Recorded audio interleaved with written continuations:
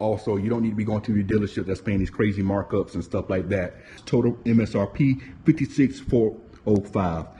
I ain't pay that. So pretty much I did not put any money down on this car. So at the end, we signed the paperwork. After everything's all said and done, this is what I ended up paying.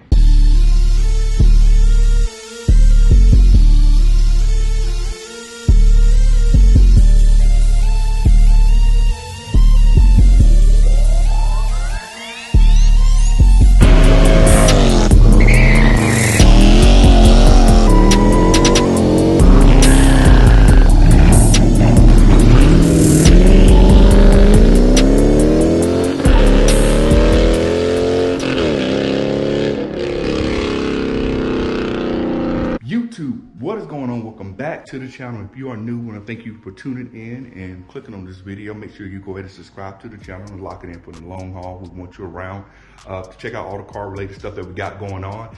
And if you've already done that, appreciate you guys for doing that for your boy, man. We're not going to hold you too long, man. Let's go ahead and get to the topic of today's video. You see the title and you see the thumbnail. So I've been getting a lot of DMs, comments, things of that nature. A lot of people are planning on buying a Charger, Challenger, whatever, because of the fact now that the production is going away on them, especially the V8 models.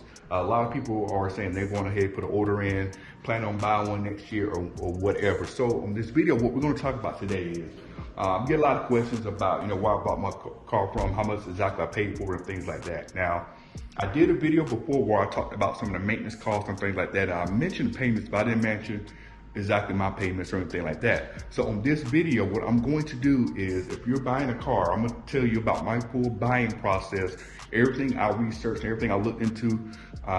So when I went to go buy my car, I knew exactly what I was paying and all that type of stuff. So give you some things, you know, maybe some tips, maybe some things you already do, some things you may not know how to do, but hopefully it helps you out. So let's go ahead and get into it. The whole process, where it started with me buying my 2022 Charger Scatpack Widebody, and this is Tour Red. I know on video it's hard to tell what color the cars are. I know Tour Red and Go Mango look pretty much the same, but this is Tour Red. This whole buying process started like way before I even stepped into a dealership or anything like that.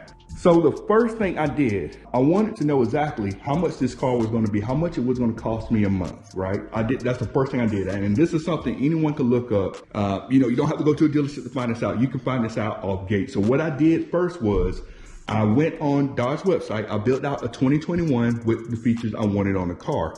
And that gave me a total price of the car. There's a payment calculator you can go and play with and figure out your payments and stuff. So that told me, just starting off, about what I was be looking at paying with no money down or things like that. But wait, we're not done with that part. Now I'm looking at the payments. Now let's be real.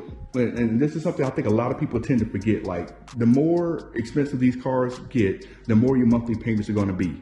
And it doesn't matter if you have good credit, bad credit, whatever. Of course, bad credit, you're going to make your payments even higher. But with good credit, if you get an expensive car, you're still going to have a pretty high, you know, monthly payment, depending on what your monthly income and all that type of stuff is. So I get this car, I spec it out to what I want on it, all that, and I see how much the payment is a month. I'm looking at the payment like, that's pretty steep.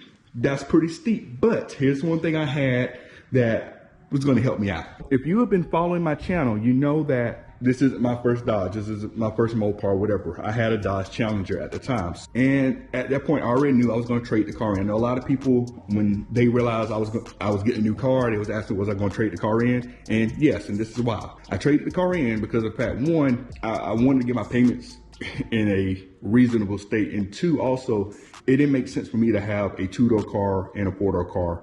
And I know some people say, well, you can keep the miles off one car, things like that. Honestly, I've owned two cars before, and to me, it just didn't make sense. I mean, if I had one car that was like heavily modified and whatnot, okay, maybe it's good to have two cars. But honestly, my newer car, my four-door car, that's more powerful with more stuff on it, would have been, you know, better than my 5.7, which didn't have the space or the power or all the features that this car has. So it didn't make sense to keep that car. So like I said, I got the price of the car based on the 2021. I knew the 2022 was going to go up in price because that's what happens each year. Each year they go up in price. But at least I knew a starting point. I knew about how much my car was going to be when I pulled the trigger to get it. Now the next step is, before I did an order, before I did anything, the next thing I did was I shopped around to see the value of my Challenger. So my Challenger, I looked around in several places to see how much my car was gonna be worth. Now, the thing about it is, I'm doing all of this in 2021. This is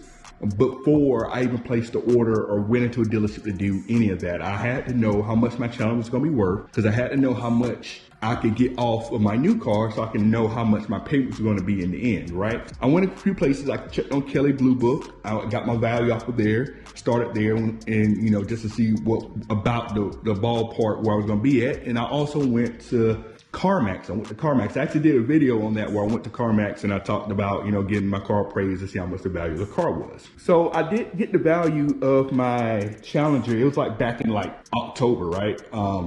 And this is before I did the order. So I get the value of my Challenger. I'm like, okay, my Challenger with almost 160,000 miles, 2015 that I brought brand new, one owner, and got the value for that. I think, and this is something you can look up, is I think it was like 13,000 or something like that at the time. So pretty much at that point, you know, the value of these cars were holding up pretty high. I mean, the inventory on them were pretty low.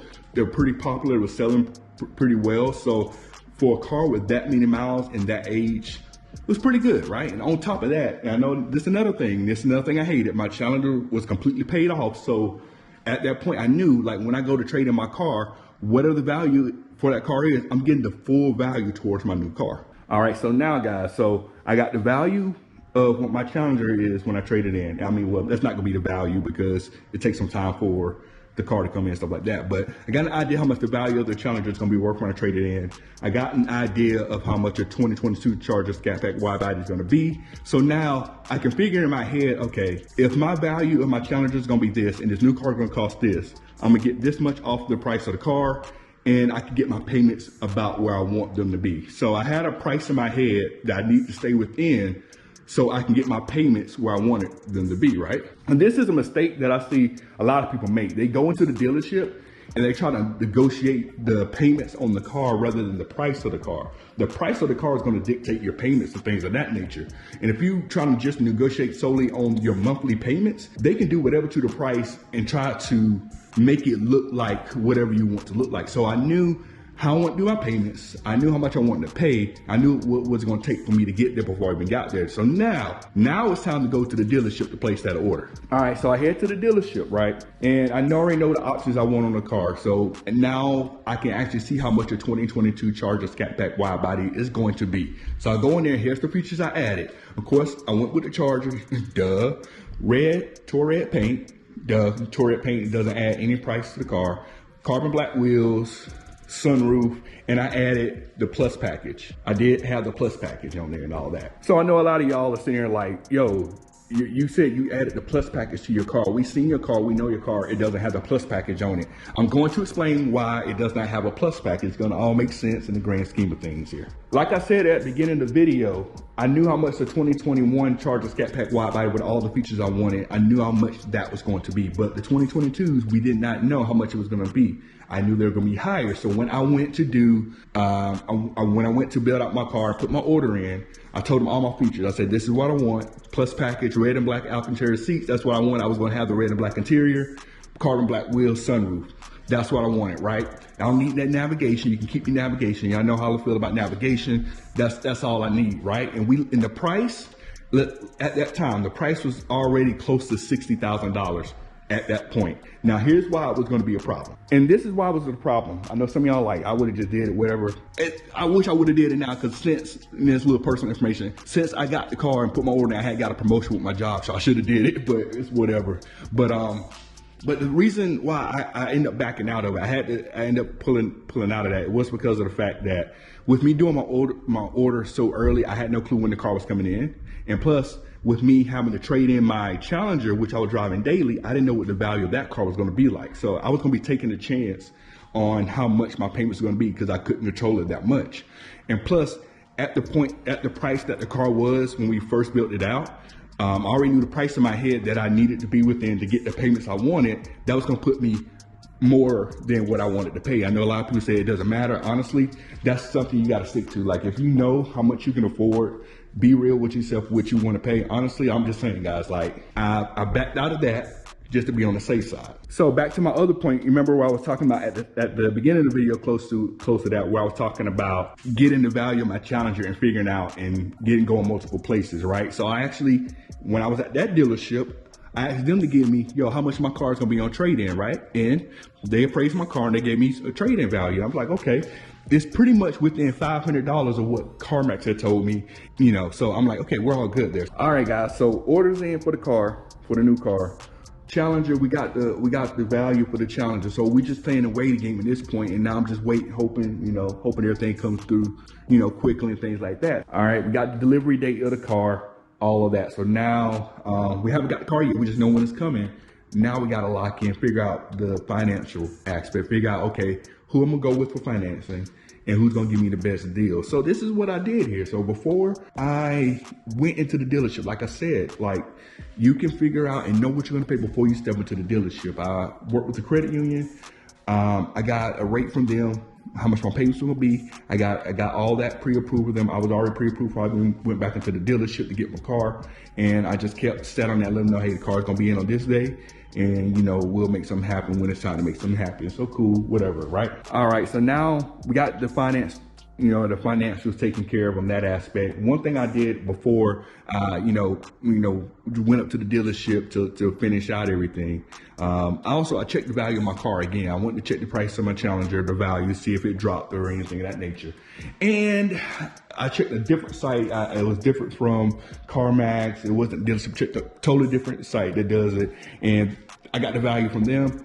It was lower and all that, so I'm kind of worried about that now because it went down. But we're gonna end up coming up on top. We're gonna be straight. All right, so the car arrives, all that type of stuff. My dealer, my salesman, he texted me, let me know car in, and we start talking finance or whatnot. Now keep in mind, I already had my finance stuff set up, so I told him.